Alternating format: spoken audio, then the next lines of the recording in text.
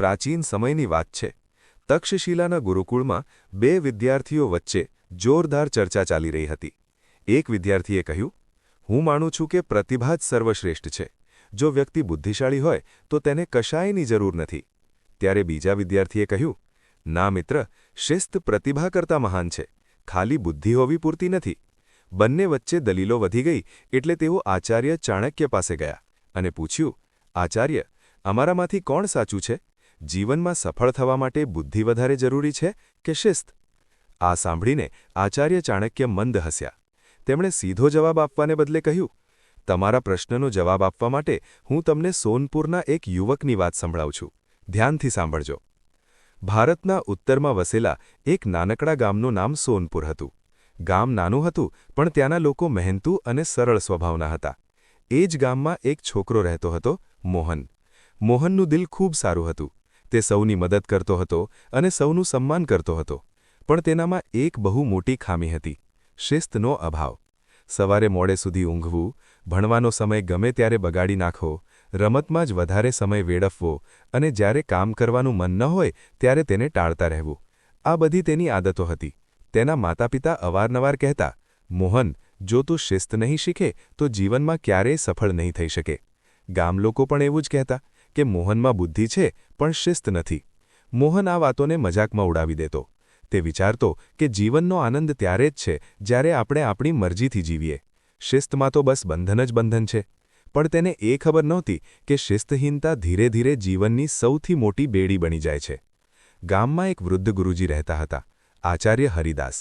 તેઓ એક જ્ઞાની અને શિસ્તબદ્ધ વ્યક્તિ હતા. તેમની સાદગી અને વિચારોના કારણે ગામના લોકો તેમનું ખૂબ સન્માન કરતા હતા. એક દિવસ મોહન રમતા રમતા થાકી ગયો અને આરામ કરવા માટે ઝાડ નીચે બેસી ગયો. ત્યાંથી તેણે જોયું કે ગુરુજી ગામના કેટલાક બાળકોને શિક્ષણ આપી રહ્યા છે.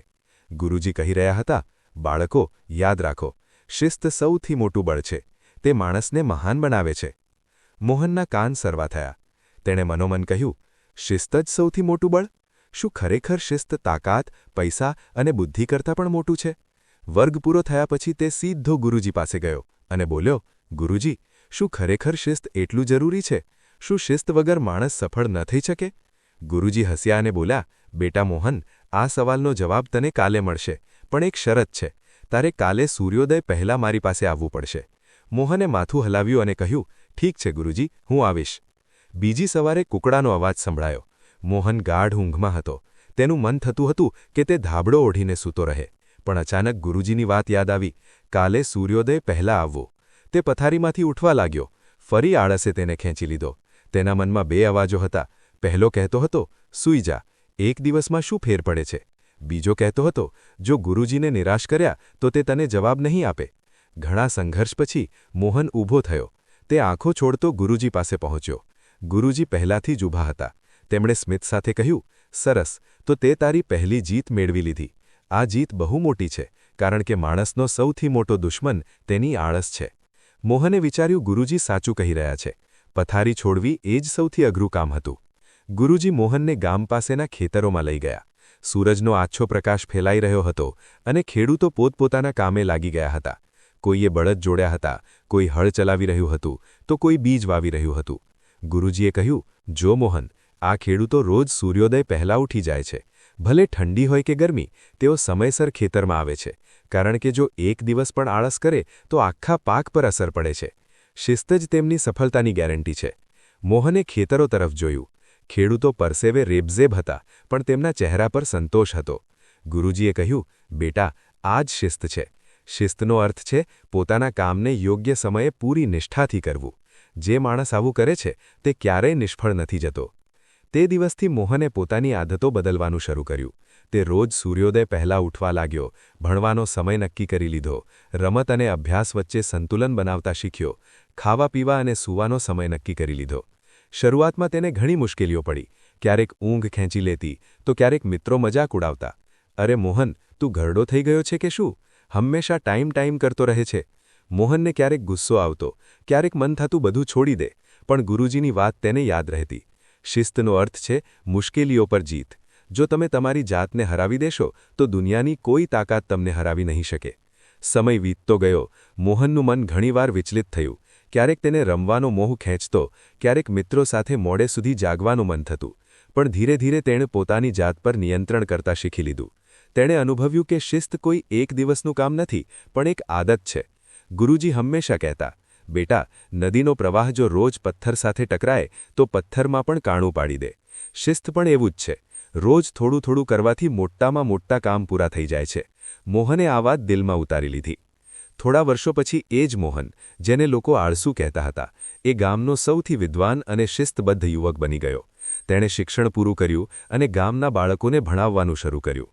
હવે લોકો તેને જોઈને કહેતા, મોહનની સાચી તાકાત તેની બુદ્ધિ નહીં, તેનું શિસ્ત છે. ગામમાં જ્યારે પણ કોઈને સલાહ જોઈતી, તે મોહન પાસે આવતા. લોકો તેના જીવનમાંથી પ્રેરણા લેવા લાગ્યા. એક દિવસ ગુરુજીએ મોહનને પોતાની પાસે બોલાવ્યો અને કહ્યું, બેટા, મને તારા પર ગર્વ છે. તે તારા જીવનની સૌથી મોટી લડાઈ જીતી લીધી છે, આળસ અને શિસ્તહીનતાની લડાઈ.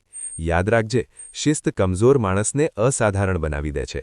મોહને નમ્રતાથી કહ્યું, ગુરુજી, આ બધું આપના માર્ગદર્શનનું જ ફળ છે. જો આપ ન હોત તો કદાચ હું ક્યારેય મારી જિંદગી બદલી ન શક્યો હોત. ગુરુજી હસ્યા અને બોલ્યા, બેટા, શિસ્ત કોઈને આપી શકાતું નથી. આ તો માણસ પોતે પોતાની અંદર પેદા કરે છે. મેં ફક્ત રસ્તો બતાવ્યો, ચાલવું તો તારે જ પડ્યું. વાર્તા પૂરી કરીને આચાર્ય ચાણક્યે પેલા વિદ્યાર્થીઓને કહ્યું, જોયું વિદ્યાર્થીઓ, મોહન પાસે બુદ્ધિ પહેલાં પણ હતી, પણ જ્યાં સુધી શિસ્ત ન આવી ત્યાં સુધી એ બુદ્ધિ નકામી હતી. બુદ્ધિ તમને રસ્તો બતાવી શકે છે, પણ એ રસ્તા પર ચલાવવાનું કામ શિસ્ત કરે છે. યાદ રાખજો, આળસ મનુષ્યના શરીરમાં રહેલો સૌથી મોટો શત્રુ છે. પ્રતિભાશાળી હોવું સારી વાત છે, પણ શિસ્તબદ્ધ હોવું એ સફળતાની ગેરંટી છે. આચાર્યની વાત સાંભળીને બંને વિદ્યાર્થીઓને પોતાના પ્રશ્નનો ઉત્તર મળી ગયો. મિત્રો, આ વાર્તા પરથી આપણે પણ એ શીખવાનું છે કે આપણે ગમે તેટલા હોશિયાર હોઈએ, પણ જો આપણામાં આળસ હશે તો આપણે ક્યારેય આપણા લક્ષ્ય સુધી નહીં પહોંચી શકીએ. જો તમને આ વાર્તામાંથી કંઈ નવું શીખવા મળ્યું હોય તો આ વિડીયોને લાઇક જરૂર કરજો.